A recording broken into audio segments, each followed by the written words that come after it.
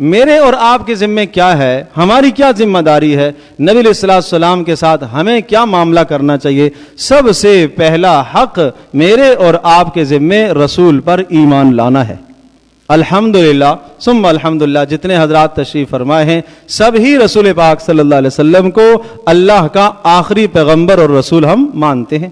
یہ ہمارا عقیدہ ہے, اس میں کوئی کلام نہیں ہے, اس میں کوئی دو رائے نہیں ہے. ایک ہی بات ہے کہ حضرت صلی اللہ تعالی وسلم اللہ تبارک و تعالیٰ کے رسول, نہ صرف رسول بلکہ آخری رسول, خاتم الانبیاء, سید الانبیاء ہیں. تمام انبیاء کے سردار, تمام رسولوں کے سردار, سب سے آخری رسول. آپ کے بعد کسی اور رسول نے نہیں آنا. یہ ہمارا عقیدہ ہے. اس عقیدے پر جمے رہیں, اس عقیدے پر قائم رہیں. ایک حق کسی نہ کسی درجے میں ادا ہو گیا.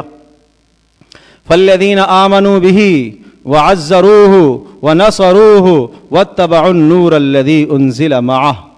تو پہلا حق ایمان لے آئے. فالذین آمنوا بہ, نبی پر ایمان لے آئے.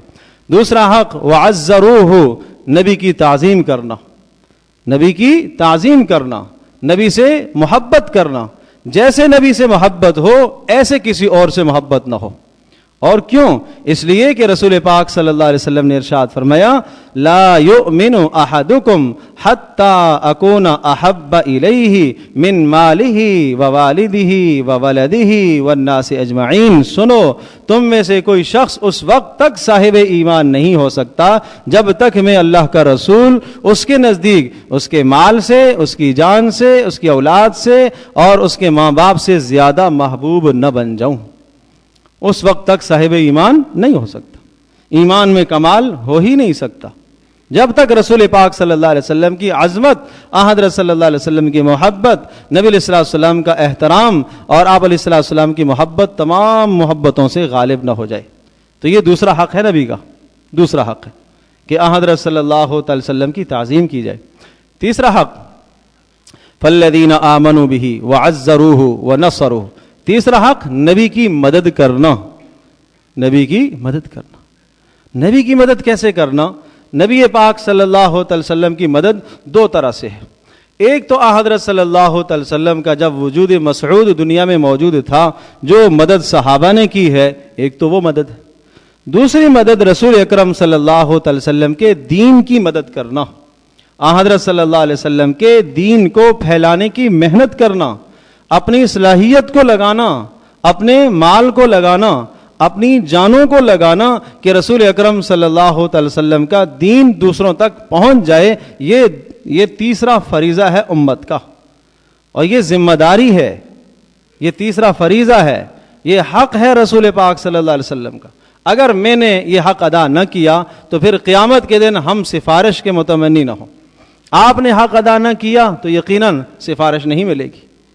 فالذین آمنوا بہ, ایمان ہو گیا. وعزروہ, احترام نبی کا, محبت نبی کا. ونصروہ, نبی کے دین کی مدد کرنا. حضرت صلی اللہ علیہ وسلم نے اسی دین کی مدد کے لیے یہ جملہ ارشاد فرمایا, سنیے گا. حضرت معاذ رضی اللہ تعالیٰ عنہ کو آپ علیہ السلام نے بھیجا یمن کی طرف, گورنر بنا کر بھیجا. یقیناً حضرت معاذ رضی اللہ تعالیٰ کے دل میں کیا احساسات اور جذبات ہوں گے, اس لیے کہ نبی کا شہر چھوڑ کر جا رہے ہیں, آپ کا پڑوس چھوڑ کر جا رہے ہیں, اور دل پر پتھر رکھ کے جا رہے ہیں کہ نبی کا ساتھ, نبی علیہ السلام کے پیچھے ایک نماز پڑھنا کتنی بڑی بات. حضرت صلی اللہ علیہ وسلم کے مسجد میں ایک نماز پڑھنا 50,000 نمازوں کا ثواب. یہ سب قربان کر کے جا رہے ہیں, کس لیے؟ تاکہ اللہ کا دین زندہ ہو جائے, تاکہ نبی علیہ السلام کا لایا ہوا جو دین ہے یہ دین زندہ ہو جائے. اور حضرت معاذ نے یہ بات ارشاد فرمائی, اے اللہ کے رسول, میں جا تو رہا ہوں لیکن آپ کا پڑوس چھوڑنے کو جی نہیں چاہتا. آپ علیہ السلام نے ارشاد فرمایا, معاذ کوئی شک نہیں, جب آپ آئندہ سال آؤ گے یا شام سے یمن سے واپس آؤ گے تو شاید تم مجھے نہ دیکھ پاؤ اور میری قبر کو دیکھو. کیا گزری ہوگی حضرت معاذ رضی اللہ تعالیٰ پر یہ بات سن کر. لیکن ارشاد فرمایا, معاذ, جو آدمی دنیا کے جس بھی خطے میں ہوگا, جہاں کہیں بھی ہوگا, اگر وہ میرے دین کی اتباع کرنے والا ہے تو وہ میرے ساتھ ہے, وہ میرے ساتھ ہے. تم یہ پریشان نہ ہونا, وہ میرے ساتھ ہے. تو حضرت صلی اللہ علیہ وسلم نے ان کو یہ تسلی دی ہے کہ جو جہاں پر بھی ہے, اگر میرے دین کی اتباع کرنے والا ہے, دین کی مدد کرنے والا ہے تو وہ میرے ساتھ ہے. تو حضرت صلی اللہ تعالی علیہ وسلم نے جو فریضے ان کے ذمے تھے وہ تو انہوں نے ادا کر دیے، اور آپ علیہ الصلوۃ والسلام نے آخری حجۃ الوداع میں امت کے سامنے خطاب کر کے یہ ارشاد فرمایا، اے لوگو تم بتاؤ، میں نے اللہ پاک نے جو بات مجھے بتائی تھی، جو بات میرے ذمے فرض فرمائی تھی، میں نے اس امانت کو ادا کیا یا نہیں کیا؟ سب صحابہ نے بیک زبان ہو کر کہا، اے اللہ کے رسول، آپ نے حق ادا کر دیا۔